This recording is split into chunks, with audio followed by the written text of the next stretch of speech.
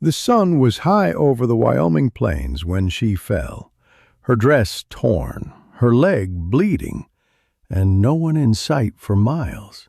By the time the dust settled, the wound had already started to swell, and fast. Then came the sound of a horse, a stranger's shadow falling across her body. What he did next would shock every soul west of the Sweetwater River. Let's find out. Before we dive in, don't forget to hit that subscribe button. We've got more powerful stories coming every single day, and you don't want to miss them. Now, let's begin. The wind carried the scent of dust and blood down the lonely wagon trail. Maeve Collins lay half-buried in grit, her bonnet torn loose, her breath shallow and sharp. The sun glared down from a cloudless Wyoming sky, hot enough to sting her skin. A few yards away, the overturned supply wagon smoldered, a wheel still spinning lazily, creaking with each gust. Her mind was fogged with pain and the taste of iron. She tried to move, but her left leg refused her. When she finally looked down, the sight stole her breath. A jagged gash across her thigh, swollen, dark, and angry. Blood had dried in thick streaks down her calf. She pressed her palm against it and winced. "Sweet Lord," she whispered, voice trembling.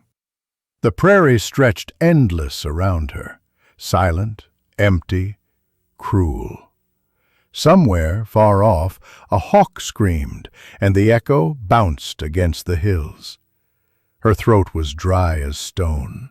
She reached for her canteen, but it was gone. So was the driver. So was the wagon horse. Maeve forced herself upright, the world spinning, the horizon shimmering in waves of heat.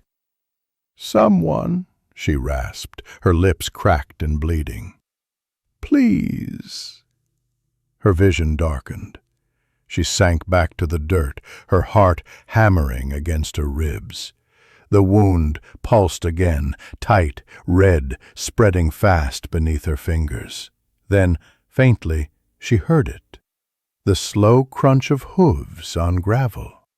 A figure on horseback, moving toward her through the haze.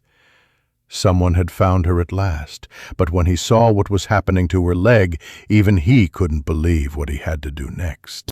The rider slowed as he reached the bend in the trail, his horse's hooves sinking into the soft dust beside the Sweetwater River. Judd Mercer had been on the range since dawn, checking his fence line when he'd heard something, faint, like a woman's voice carried on the wind. He almost ignored it. Out here, echoes could play tricks on a man. But there it was again, a cry, weak and desperate. He turned his horse toward the sound. The land dipped, and that's when he saw her. A young woman, half-conscious, lying beside a broken wagon. Her dress was torn, her leg a mess of blood and dirt. Judd swung down, dropping to one knee beside her. Her skin was pale as riverstone, her breath shallow. He pressed 2 fingers to her neck. "Easy now," he muttered, voice low and steady. "You're still with me." Her eyelids fluttered. "Help me," she whispered. "It's swelling." Judd looked closer and his gut twisted. The wound wasn't just bleeding. It was puffed up and burning, veins spidering outward in angry purple lines. Infection had already set in. He wiped his brow and looked around. No doctor for miles, no wagon fit to move her, just him, the river, and a woman slipping fast toward fever. "Hold on, ma'am," he said, unbuttoning his saddlebag. "I'll do what I can." He tore a strip of cloth, poured whiskey over his hands, and hesitated as he lifted the hem of her dress. But when he saw what had really caused that wound, Judd Mercer froze. What he was about to do next could save her life, or end it. Judd's hands hovered above the wound, his heart thudding in his chest. The gash wasn't clean. Something had torn through the flesh, left splinters and grit buried deep inside. The edges were already hot and hard to the touch. He'd seen men die from smaller cuts out here, fever burning them from the inside before sundown. He uncorked his flask and poured whiskey over the wound. Maeve jolted awake, a sharp cry tearing from her throat. Her hand gripped his sleeve, trembling. "What are you—" "Keeping you alive," he said softly. "Hold still, ma'am." The liquid hissed as it met raw flesh. She gasped, her whole body shuddering. Tears streamed down her dust-streaked face. Judd pressed a clean cloth over the wound, muttering quiet words she couldn't quite make out, half prayer, half apology. When he finally looked at her, her eyes had rolled back. She'd fainted. He let out a slow breath and sat back on his heels. The prairie was silent again, except for the rustle of grass and the low hum of flies. He worked quickly, cutting away the torn fabric from her dress, washing the dirt and blood from her leg with river water. Then he tore his red neckerchief in two, binding the wound tight to stop the swelling. "Don't you quit on me," he said under his breath. "Not yet." He glanced toward the horizon, the heat shimmering over the land, and felt the heavy stillness settle in. Out here, life was fragile, and he was all she had. As the sun began to drop, Judd built a small fire beside her and sat close, keeping watch. The woman stirred once, whispering something he couldn't hear. He leaned closer. "You'll make it," he murmured. "You have to." Night fell fast on the plains, the horizon melting into a band of purple and gold. Judd Mercer fed the fire with dry sagebrush, its smoke curling up into the starlit dark. Behind him, the woman, still nameless to him, stirred restlessly, caught somewhere between pain and dream. Her forehead glistened with sweat, her lips pale and cracked. The fever had found her. Judd pressed a damp cloth against her brow, feeling the heat through the rag. "Come on now," he whispered. "Don't let it take hold." Maeve mumbled faint words, half nonsense, half memory. "The children, they're waiting for their lessons." Her voice trailed into a whimper. Judd's chest tightened. A schoolteacher, out here, alone. She didn't belong to this kind of land, not the kind that eats softness whole. He rummaged through his saddlebag, pulling out what little he had. A pouch of dried herbs, some comfrey, a bit of willow bark. He crushed them together, mixing them with river water in a tin cup. The bitter smell filled the air. "This'll help if you can keep it down," he said, lifting her head. She swallowed weakly, her body trembling. For a moment her eyes opened, glazed, unfocused, but filled with fight. "Who are you?" she whispered. "Judd Mercer," he said. "Just a rancher passing by." She tried to smile, but her strength failed her. He laid her back down gently, tucking his coat around her shoulders. Outside, coyotes cried somewhere far off, a lonely song that matched the rhythm of her uneven breaths. Judd stared into the fire, the flames reflecting in his tired eyes. "You hold on till morning, miss," he said softly. "I ain't about to lose you now." The fire had burned low by dawn, leaving only a soft red glow against the pale Wyoming dust. Judd woke to the sound of something distant, a faint clatter like stones rolling down a ridge. His hand moved to the rifle beside him before he even thought about it. The horse snorted quietly, ears twitching toward the north. He rose slow, eyes scanning the slope. The valley looked empty, but he'd lived long enough to know what empty could hide. Then he saw it. A flicker of movement halfway up the hill, just a shadow against the rising sun, gone as soon as he noticed it. Judd crouched beside Maeve, Her fever had eased, her breathing soft but steady. He brushed a loose strand of hair from her face and whispered, "You just keep resting, teacher." He pulled his coat over her shoulders and moved toward the horse, careful not to make a sound. Every instinct told him they weren't alone. Maybe it was those same men who'd hit her wagon, maybe worse. The breeze carried the faint smell of smoke, not from his fire, but older, colder. Someone else had camped close. Judd's jaw tightened. He packed the few supplies he had, ready to move if need be. When he looked back at her, the sky had turned silver with morning. She shifted slightly, murmuring his name in her sleep, as if she already knew he'd stand between her and whatever hunted the hills. Judd exhaled, slow. "You'll be safe," he said under his breath. "You got my word." By midday, the sun was a white blaze overhead. Judd shaded his eyes and studied Maeve's leg again, worry deepening the lines on his face. The herbs had drawn out some of the heat, but the swelling had crept higher overnight. The skin around the wound was tight, shining like stretched leather, and the angry red streaks were crawling toward her hip. He wiped his brow and muttered, "Damn it." Maeve stirred, her voice faint. "It's worse, isn't it?" Judd hesitated. "I've seen this kind of thing before. Fever gets in the blood. You don't stop it, it takes everything."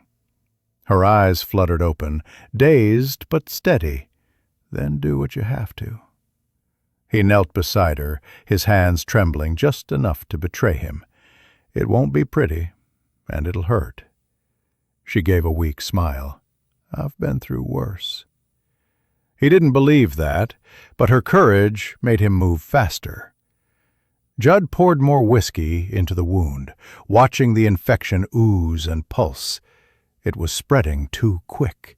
He'd have to cut into it, drain the rot before it reached her heart. He pulled his knife from its sheath and held the blade over the fire until it glowed a dull red. The smell of hot steel filled the air.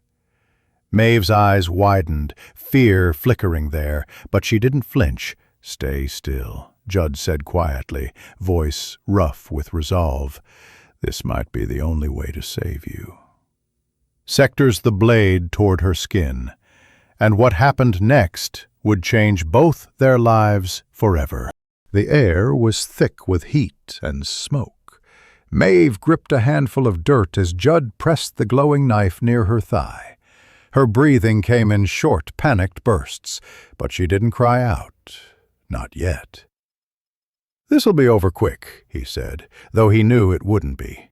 His voice was steady, meant to anchor her through the storm. The steel touched skin. Maeve's body jerked, a strangled sound caught in her throat. Judd worked fast, cutting just deep enough to let the infection run. The smell of iron and whiskey filled the air, sharp and bitter. Sweat dripped from his brow onto the earth. When it was done, he poured more whiskey over the wound, pressing a clean cloth tight to it. Maeve gasped, trembling, her eyes wet but fierce. "It hurts," she whispered. "I know," he said softly. "That means it's working." He sat back, breathing hard, and watched as the angry swelling began to ease, just slightly. The fever's fire seemed to dim. Her hand found his sleeve, weak but grateful. "Don't leave me," she murmured. "I won't," he said simply. "Not till you're standing again." The wind shifted, bringing the scent of rain and faraway thunder. Judd wiped the knife clean, his hands shaking now that it was over. He looked down at her pale face, at the faint rise and fall of her chest, and something in him softened, something he thought the West had burned out long ago. He leaned close and whispered, "You're safe, Maeve. You're safe now." The storm had passed by dawn, leaving the world washed clean. Mist curled above the Sweetwater River. and the air carried the scent of rain-soaked sage. Judd stirred the embers of the campfire, pouring the last of his coffee into a tin cup. Across from him, Maeve slept soundly for the first time in days, her color slowly returning. He watched her for a moment, the rise and fall of her chest, the peace finally breaking through fever's grip. There was something fragile about her, and yet she'd faced pain most men wouldn't endure. Judd wasn't sure whether to admire her or pray for her. When she woke, her voice was soft, cracked from thirst. "You stayed." He handed her the cup. "Wasn't going to leave you to the coyotes." A faint smile curved her lips. "You talk like you've done this before." "Not lately," he said, "but I've seen worse times." Maeve looked around, the fading fire, the rolling hills, the lone horse grazing nearby. "It's beautiful out here," she murmured. "Lonely, but beautiful." He nodded. "That's the West for you. Makes a person strong, or breaks 'em clean in half." For a while neither spoke. The only sound was the whisper of the river and the clink of tin against stone. Then she said quietly, "You saved my life." Judd met her gaze, his expression unreadable. "You saved your own, ma'am. I just helped you along." Her smile deepened, eyes soft with gratitude. "Maeve," she said. "My name's Maeve Collins." He tipped his hat slightly. "Judd Mercer." And though neither of them knew it yet, that simple exchange of names would tie their fates together in ways the West itself couldn't undo. Days drifted by, soft and slow, marked only by sunrise and the crackle of the campfire. Maeve grew stronger with each dawn. She could sit up now, even walk a few steps with Judd's steady hand guiding her. The fever had passed, leaving her pale, but alive, stubbornly alive. Judd had built a small shelter of canvas and brush to shade her from the sun. When he wasn't tending the horse, he was tending her, boiling water, mixing herbs, cutting clean bandages. She tried to protest once, saying he'd done enough already, but he only gave a quiet, lopsided grin. "You don't argue with a man who owes the land too many graves," he said. Evenings were the kindest. They'd sit by the fire, the sweet water whispering in the dark. Maeve spoke of her students, their chalk-stained hands and curious faces. Judd listened, sometimes smiling, sometimes staring into the flames like he could see his own ghosts dancing there. "You ever think about going back?" she asked one night. He poked the fire with a stick. "Ain't much to go back to. The West took most of it." Maeve studied him, her voice barely above the wind. "Then maybe it's time you take something back." Judd looked up, meeting her eyes, soft, steady, alive with quiet strength. He didn't answer, but for the first time in years he almost believed he could. The morning broke clear and cold, the sky wide as forever. Judd went down to the river to fetch water, leaving Maeve sitting by the fire with a blanket around her shoulders. Her cheeks had color again, and the limp in her step was lighter with each passing day. At the water's edge, Judd crouched, filling the canteen. That's when he saw them. Footprints. Fresh ones. Not his, not hers. Two sets, leading from the tree line down to the riverbank and back again. The prints were shallow but new, the kind made by men moving quiet, careful. He straightened slowly, scanning the ridges. Nothing but the endless sweep of grass and stone. Still, his gut tightened. Someone had been watching, maybe passing through, maybe not. Either way, it wasn't chance. When he returned to camp, Maeve looked up and smiled faintly. "You're pale," she said. "What is it?" He handed her the water. "Tracks by the river, not far off." Her face fell. "The same men?" "Could be," he said. "Could be just travelers. Either way, we'll move on soon. I've got a place a few miles south, better shelter." Maeve nodded, her trust quiet but sure. "Then let's go," she said.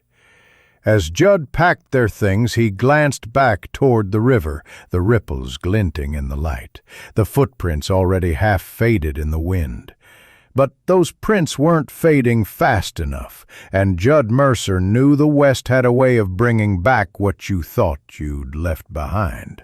The trail to South Pass shimmered beneath the afternoon sun, winding through rolling hills of gold and sage. Judd rode slow, keeping one arm steady around Maeve as she sat in front of him on the saddle. The rhythm of the horse's hooves echoed like a heartbeat through the quiet plains. She leaned back slightly, her voice soft. "Feels like the world's holding its breath." He smiled faintly. "That's the sound of peace, Miss Collins. Don't hear it often out here." They crossed the Sweetwater at a shallow bend, the horse splashing through cool water. Maeve watched the ripples twist and break around them. "When I left town, I thought I was ready for the frontier," she said. "Turns out, it's not the land that's wild. It's the people." Judd nodded. "The land just tells the truth faster." The miles passed under them like a dream. A hawk circled overhead, and far ahead the mountains began to rise, sharp blue shapes against the burning sky. Maeve's strength was returning. She held herself straighter now, her eyes alive again. "Once we reach town," she said, "you'll come by the schoolhouse, won't you?" He hesitated, his hand tightening on the reins. "Maybe. Depends if the land lets me." Maeve smiled. "Maybe it's time you stopped letting it decide for you." He looked at her then, really looked, and something shifted in him, quiet and certain. Autumn came gentle over South Pass City. The hills blushed gold with aspen leaves, and the wind carried the scent of wood smoke and promise. The little schoolhouse on the rise stood just as Maeve had left it. Crooked bell, paint peeling, but alive again with laughter. Children's voices spilled through the open windows, bright against the quiet of the frontier. Out front, Judd Mercer leaned against the fence post, hat low over his brow. He watched Maeve move among the children, her limp almost gone, her laughter stronger than he remembered. The sun caught her hair, turning it to copper fire. For a long while he didn't move. When the final bell rang, she walked toward him, wiping chalk dust from her hands. "Didn't think you'd show," she said, smiling. "Didn't think I would either," he replied, eyes soft beneath the brim. "But I reckon a promise is a promise." Maeve rested her hand on the rail between them. "You've got a place here, Judd, if you want it." He looked past her at the children, the open sky, the town breathing with quiet life. For once, it didn't feel like the land was taking something from him. It felt like it was giving it back. He tipped his hat and smiled. "Guess it's time I learned a thing or two." She laughed, the sound bright as the morning bell. Together they stood beneath the wide western sky. Two souls the frontier had nearly broken, now stitched back together by mercy, courage, and a promise kept. Out here, the West takes what it wants, but every now and then it gives something back, if you've got the heart to hold on. That's the story of Judd Mercer and Maeve Collins, and it's one worth remembering. The frontier's got more stories to tell, of love, loss, and the kind of courage you only find when the desert runs out. Ride with us next time. There's another tale waiting just beyond the ridge. Thank you for watching till the end. Don't forget to subscribe for more stories like this. We'll be dropping brand new powerful stories every single day. See you on the next one.